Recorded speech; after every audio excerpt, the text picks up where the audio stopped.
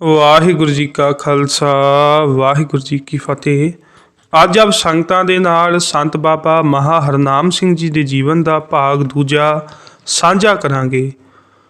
ਉਹਨਾਂ ਸਮਿਆਂ ਵਿੱਚ ਸੰਤਾਂ ਦੀਆਂ ਮੰਡਲੀਆਂ ਆਮ ਕਰਕੇ ਪਿੰਡਾਂ ਦੇ ਵਿੱਚ ਆਉਂਦੀਆਂ ਰਹਿੰਦੀਆਂ ਸਨ ਅਤੇ ਲੋਕਾਂ ਕੋਲ ਵੀ ਉਹਨਾਂ ਸਮਿਆਂ ਵਿੱਚ ਵਕਤ ਹੋਇਆ ਕਰਦਾ ਸੀ ਅਤੇ ਸ਼ਰਧਾ ਵੀ ਹੋਇਆ ਕਰਦੀ ਸੀ, ਜਿਸ ਕਰਕੇ ਥੋੜ੍ਹਾ ਵੀ ਪਤਾ ਲੱਗਦਾ ਸੀ ਕਿ ਕੋਈ ਮਹਾਤਮਾ ਪਿੰਡ ਵਿੱਚ ਆਏ ਹਨ ਤਾਂ ਲੋਕਾਂ ਦੀਆਂ ਲਾਈਨਾਂ ਹੀ ਲੱਗ ਜਾਂਦੀਆਂ ਸਨ। ਅੱਜ ਕੱਲ੍ਹ ਤਾਂ ਲੋਕਾਂ ਨੂੰ ਟਾਈਮ ਹੀ ਨਹੀਂ ਹੈ। ਉਸ ਸਮੇਂ ਬਾਬਾ ਜੀ ਦੀ ਛੋਟੀ ਉਮਰ ਸੀ। ਇੱਕ ਸੰਤ ਮੰਡਲੀ ਬਾਬਾ ਜੀ ਦੇ ਪਿੰਡ ਮਨਸੂਰਵਾਲ ਆਈ। ਨਗਰ ਵੱਲੋਂ ਜੀ ਆਇਆਂ ਆਖਿਆ ਗਿਆ। ਸੰਤ ਮੰਡਲੀ ਨੇ ਬ੍ਰਿਸ਼ਾਂ ਦੀ ਸੰਘਣੀ ਛਾਂ ਹੇਠਾਂ ਡੇਰਾ ਲਾ ਲਿਆ। ਨਗਰ ਵਿੱਚੋਂ ਦੁੱਧ ਅੰਨ ਪਾਣੀ ਲੋੜ ਅਨੁਸਾਰ ਪਹੁੰਚ ਗਿਆ ਅਤੇ ਸਭ ਨੇ ਛਕ ਲਿਆ। ਰੋਜ਼ ਦੇ ਨਿਤਨੇਮ ਅਨੁਸਾਰ 2 ਵੇਲੇ ਕਥਾ ਕੀਰਤਨ ਦਾ ਪ੍ਰੋਗਰਾਮ ਹੁੰਦਾ ਸੀ। ਉਸੇ ਤਰ੍ਹਾਂ ਇਸ ਪਿੰਡ ਮਨਸੂਰਵਾਲ ਵੀ ਹੋਇਆ। ਨਗਰ ਦੀ ਸੰਗਤ ਕਥਾ ਕੀਰਤਨ ਸੁਣਨ ਲਈ ਗਈ। ਬਾਬਾ ਜੀ ਦੇ ਮਾਤਾ ਪਿਤਾ ਵੀ ਗਏ। ਆਪਣੇ ਪਿਤਾ ਨਾਲ ਉਂਗਲ ਫੜ ਕੇ ਆਪ ਵੀ ਚਲੇ ਗਏ। ਸੰਗਤ ਦੇ ਪਹੁੰਚਣ ਤੋਂ ਬਾਅਦ ਕਥਾ ਕੀਰਤਨ ਆਰੰਭ ਹੋ ਗਿਆ। ਬਾਅਦ ਵਿੱਚ ਇਸ ਮੰਡਲੀ ਦੇ ਪ੍ਰਮੁੱਖ ਮਹਾਤਮਾ ਦੀ ਸੰਗਤ ਵਿੱਚ ਆ ਕੇ ਬੈਠ ਗਏ। ਸੰਗਤ ਨੇ ਸੰਤਾਂ ਨੂੰ ਅਦਬ ਦੇ ਨਾਲ ਨਮਸਕਾਰ ਕੀਤੀ ਅਤੇ ਸੰਤਾਂ ਨੇ ਸੰਗਤ ਨੂੰ ਨਮਸਕਾਰ ਕੀਤੀ ਅਤੇ ਬੈਠ ਗਏ। ਮਹਾਤਮਾ ਦੇ ਨਜ਼ਦੀਕ ਹੀ ਬਾਬਾ ਜੀ ਆਪਣੇ ਪਿਤਾ ਜੀ ਦੀ ਗੋਦ ਵਿੱਚ ਬੈਠੇ ਹੋਏ ਸਨ। ਕੀਰਤਨ ਦੇ ਭੋਗ ਤੋਂ ਬਾਅਦ ਮਹਾਤਮਾ ਜੀ ਨੇ ਕਥਾ ਆਰੰਭ ਕੀਤੀ।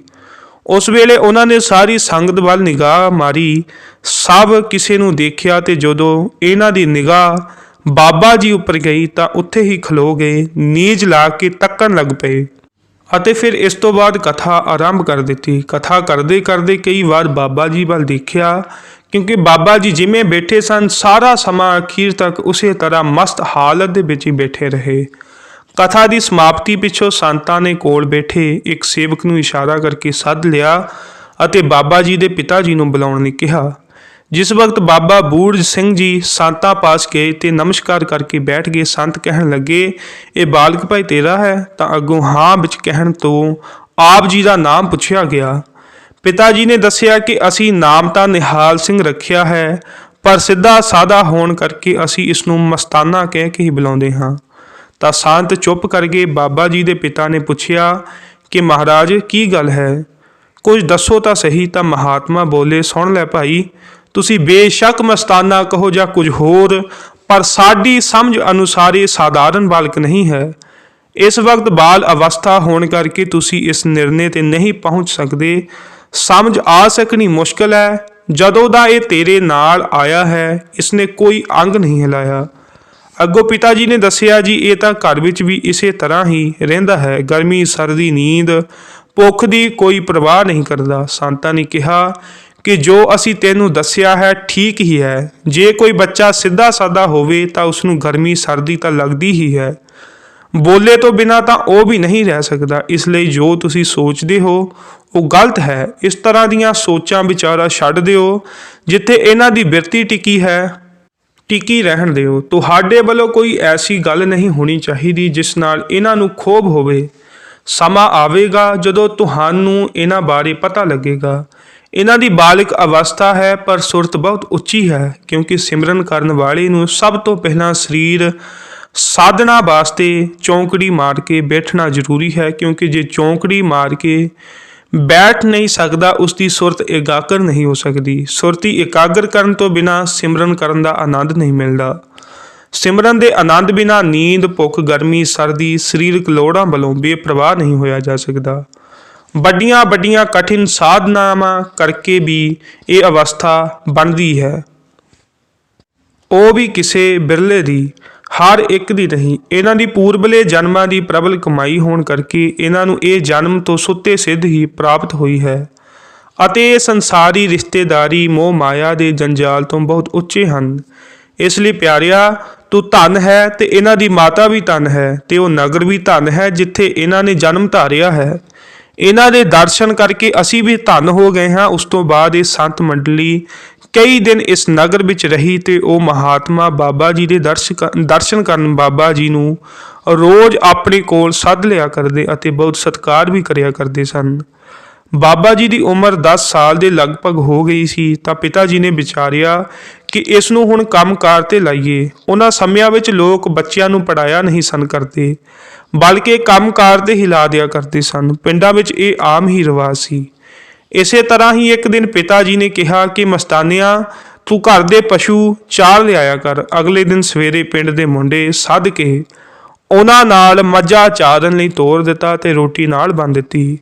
ਘਰ ਦੇ ਪਸ਼ੂ ਮੂਹਰੇ ਲਾ ਦਿੱਤੇ, ਆਪ ਪਸ਼ੂਆਂ ਦੇ ਮਗਰ ਹੋ ਤੁਰੇ। ਬਾਹਰ ਜਾ ਕੇ ਪਸ਼ੂ ਤਾਂ ਚਰਨ ਲੱਗ ਪਏ ਤੇ ਨਾਲ ਦੇ ਹਾਣੀ ਮੁੰਡੇ ਖੇਡਣ ਲੱਗ ਪਏ ਅਤੇ ਬਾਬਾ ਜੀ ਨੂੰ ਮੁੰਡਿਆਂ ਨੇ ਕਿਹਾ ਕਿ ਤੂੰ ਪਸ਼ੂਆਂ ਦਾ ਖਿਆਲ ਰੱਖੀਂ। ਜਦੋਂ ਸਾਥੀ ਖੇਡਣ ਵਿੱਚ ਮਸਤ ਹੋ ਗਏ ਤਾਂ ਨੇੜੇ ਕਮਾਦ ਦਾ ਇੱਕ ਖੇਤ ਸੀ। ਬਾਬਾ ਜੀ ਉਸ ਵਿੱਚ ਵੜ ਕੇ ਬੈਠ ਗਏ ਤੇ ਸੋਚਿਆ ਕਿ ਅੱਜ ਗੱਲ ਮੁਕਾ ਦੇਣੀ ਹੈ ਤਾਂ ਕਿ ਮੁੜ ਕੇ ਕੋਈ ਕੰਮ ਨੂੰ ਕਹੇ ਹੀ ਨਾ। ਖੇਡ ਵਿੱਚ ਲੱਗੇ ਸਾਥੀਆਂ ਦਾ ਵੀ ਕੋਈ ਧਿਆਨ ਨਾ ਦਿੱਤਾ ਤੇ ਹੌਲੀ-ਹੌਲੀ ਪਸ਼ੂ ਵੀ ਸਾਰੇ ਇੱਧਰ ਉੱਧਰ ਖਿੰਡ ਗਏ। ਜਿਸ ਵੇਲੇ ਕੋਈ ਵੀ ਪਸ਼ੂ ਉੱਥੇ ਨਾ ਦਿਸਿਆ ਤਾਂ ਸਾਥੀ ਮੁੰਡਿਆਂ ਨੇ ਨਿਗਾਹ ਮਾਰੀ ਤਾਂ ਆਪ ਵੀ ਨਜ਼ਰ ਨਾ ਆਏ। ਪਹਿਲਾਂ ਪਸ਼ੂਆਂ ਦੀ ਭਾਲ ਕੀਤੀ, ਪਸ਼ੂ ਲੱਭਣ ਤੋਂ ਬਾਅਦ ਆਪ ਨੂੰ ਲੱਭਣ ਲੱਗੇ। ਜਦੋਂ ਨਾ ਮਿਲੇ ਤਾਂ ਘਰ ਆ ਕੇ ਦੱਸ ਦਿੱਤਾ ਕਿ ਮਸਤਾਨਾ ਨਹੀਂ ਲੱਭਿਆ, ਪਤਾ ਨਹੀਂ ਕਿੱਥੇ ਚਲਾ ਗਿਆ ਹੈ। ਸਾਰੇ ਬਹੁਤ ਡਰੇ ਕਿਉਂਕਿ ਉਸ ਸਮੇਂ ਆਬਾਦੀ ਬਹੁਤ ਘੱਟ ਸੀ, ਜੰਗਲ ਬਹੁਤ ਜ਼ਿਆਦਾ ਸੀ। ਬਘਿਆੜ ਆਦਿ ਮਾਰ ਖੋਰੇ ਜਾਨਵਰ ਬਹੁਤ ਗਿਣਤੀ ਵਿੱਚ ਹੁੰਦੇ ਸਨ। ਪਸ਼ੂਆਂ ਅਤੇ ਬੱਚਿਆਂ ਦਾ ਨੁਕਸਾਨ ਕਰਦੇ ਸਨ। ਜਿਹੜੇ ਮਾਲ ਚਾਰਨ ਵਾਲੇ ਸਾਥੀ ਸਨ ਉਹਨਾਂ ਨੂੰ ਪੁੱਛਿਆ, ਤੁਸੀਂ ਕਿਸ ਥਾਂ ਖੇਡਣ ਲੱਗੇ ਸੀ? ਉਹਨਾਂ ਦੱਸਿਆ ਕਿ ਅਸੀਂ ਇੱਥੇ ਹੀ ਖੇਡਦੇ ਸਾਂ। ਫਿਰ ਆਲੇ ਦੁਆਲੇ ਭਾਲ ਕੀਤੀ, ਜਦੋਂ ਨਾ ਮਿਲੇ ਤਾਂ ਭਾਲ ਕਰਨ ਵਾਲਿਆਂ ਵਿੱਚੋਂ ਇੱਕ ਨੇ ਕਿਹਾ, ਆਹ ਕਮਾਦ ਵੀ ਵੇਖ ਲਵੋ। ਜਦੋਂ ਕਮਾਦ ਦੇਖਿਆ ਤਾਂ ਵਿਚਾਲਿਓਂ ਮਿਲੇ, ਮਸਤ ਹਾਲਤ ਵਿੱਚ ਬੈਠੇ ਸਨ। ਦੁਪਹਿਰਾ ਆ ਗਿਆ ਹੈ, ਰੋਟੀ ਪੱਲੇ ਬੱਧੀ ਹੈ ਪਰ ਖਾਧੀ ਨਹੀਂ। ਬਾਹੋਂ ਫੜ ਕੇ ਉਠਾ ਕੇ ਬਾਹਰ ਲੈ ਆਏ। ਬਾਪੂ ਨੇ ਹੱਸ ਕੇ ਕਿਹਾ, ਪਾ ਦਿੱਤੀਆਂ ਪੂਰੀਆਂ। ਅੱਗੇ ਤੋਂ ਤੇਰਾ ਪਤਾ ਲੱਗ ਗਿਆ ਕਿ ਤੂੰ ਤਾਂ ਡੰਗਰ ਚਾਰਨ ਜੋਗਾ ਵੀ ਨਹੀਂ ਹੈ। ਇਉਂ ਕਹਿ ਕੇ ਪਿਤਾ ਜੀ ਘਰ ਲੈ ਗਏ ਅਤੇ ਮਾਤਾ ਜੀ ਨੂੰ ਕਹਿਣ ਲੱਗੇ, ਸਾਂਭ ਲੈ ਆਪਣੇ ਲਾੜਨੇ ਨੂੰ। ਉਸ ਤੋਂ ਬਾਅਦ ਆਪ ਨੂੰ ਕੰਮ ਕਰਨ ਲਈ ਕਿਸੇ ਨੇ ਨਹੀਂ ਆਖਿਆ। ਉਂਝ ਹੀ ਮਸਤ ਹਾਲਤ ਵਿੱਚ ਰਹਿੰਦੇ ਸਨ। ਉਸ ਤੋਂ ਬਾਅਦ ਕਈ ਵਾਰ ਮਾਤਾ ਪਿਤਾ ਨੂੰ ਰਾਤ ਨੂੰ ਜਾਗ ਆਉਂਦੀ ਤਾਂ ਕੀ ਦੇਖਣਾ ਕਿ ਬਾਬਾ ਜੀ ਬੈਠੇ ਹੀ ਨਜ਼ਰ ਆਉਣੇ। ਤਾਂ ਮਾਤਾ ਜੀ ਨੇ ਆਖਣਾ, ਤੂੰ ਸੌਂਦਾ ਕਿਉਂ ਨਹੀਂ? ਇੱਕ ਵਾਰ ਕਹਿਣਾ ਤਾਂ ਪੈ ਜਾਣਾ ਤੇ ਫਿਰ ਉੱਠ ਕੇ ਬਹਿ ਜਾਣਾ। ਜਦੋਂ ਪਿਛਲੇ ਪਹਿਰ ਮਾਤਾ ਨੇ ਘਰ ਦਾ ਕੰਮ ਕਰਨ ਲਈ ਉੱਠਣਾ, ਉਸ ਸਮੇਂ ਮਾਤਾ ਨੇ ਚੱਕੀ ਤੇ ਆਟਾ ਪੀਸਣਾ ਹੁੰਦਾ ਸੀ ਤੇ ਬਜ਼ੁਰਗ ਪਿਛਲੀ ਰਾਤ ਹਲ ਜੋੜਿਆ ਕਰਦੇ ਸਨ। ਇਹ ਸਭ ਕੁਝ ਕਰਨ ਲਈ ਵੱਡੀ ਰਾਤ ਉੱਠਣਾ ਪੈਂਦਾ ਸੀ। ਜਦੋਂ ਮਾਤਾ ਪਿਤਾ ਨੇ ਜਾਗਣਾ ਤਾਂ ਆਪ ਨੂੰ ਬੈਠੇ ਹੀ ਦੇਖਣਾ। ਇਸ ਵੇਲੇ ਨੂੰ ਗੁਰੂ ਘਰ ਵਿੱਚ ਅੰਮ੍ਰਿਤ ਵੇਲਾ ਆਖਿਆ ਜਾਂਦਾ ਹੈ ਅਤੇ ਹਿੰਦੂ ਮਤ ਵਿੱਚ ਬ੍ਰਹਮ ਮੁਹੂਰਤ ਕਹਿੰਦੇ ਹਨ। ਇਸ ਦੀ ਮਹੱਤਤਾ ਵਡਿਆਈ ਪਰਮੇਸ਼ਰ ਦੇ ਪਿਆਰਿਆਂ ਦੇ ਮਨ ਵਿੱਚ ਵਸੀ ਹੋਈ ਹੈ। ਉਦਮੀ ਅਤੇ ਕਹਿਣੀ ਕਰਨੀ ਦੇ ਸੂਰੇ ਨਾਮ ਰਸੀਏ ਮਹਾਂਪੁਰਖ ਜਿਤਨੇ ਵੀ ਹੋਏ ਹਨ, ਇਹਨਾਂ ਨੇ ਰੋਜ਼ਾਨਾ ਜ਼ਿੰਦਗੀ ਦਾ ਇੱਕ ਅੰਗ ਬਣਾਇਆ ਹੈ। ਜਿਸ ਵੇਲੇ ਨੀਂਦ ਨੂੰ ਤਿਆਗ ਕੇ ਸਾਵਧਾਨ ਹੋ ਕੇ ਸਿਮਰਨ ਕਰਦੇ ਹਨ। ਸਤਿਗੁਰਾਂ ਨੇ, ਭਗਤਾਂ ਨੇ, ਗੁਰਸਿੱਖਾਂ ਨੇ ਅੰਮ੍ਰਿਤ ਵੇਲੇ ਸਭ ਨੂੰ ਪ੍ਰਪੱਕ ਕਰਵਾਇਆ ਹੈ। ਸੋ ਇਸ ਤਰ੍ਹਾਂ ਬਾਬਾ ਜੀ ਨੇ ਬਾਲ ਅਵਸਥਾ ਵਿੱਚ ਰਹਿ ਕੇ ਸਮਾਂ ਬਤੀਤ ਕੀਤਾ।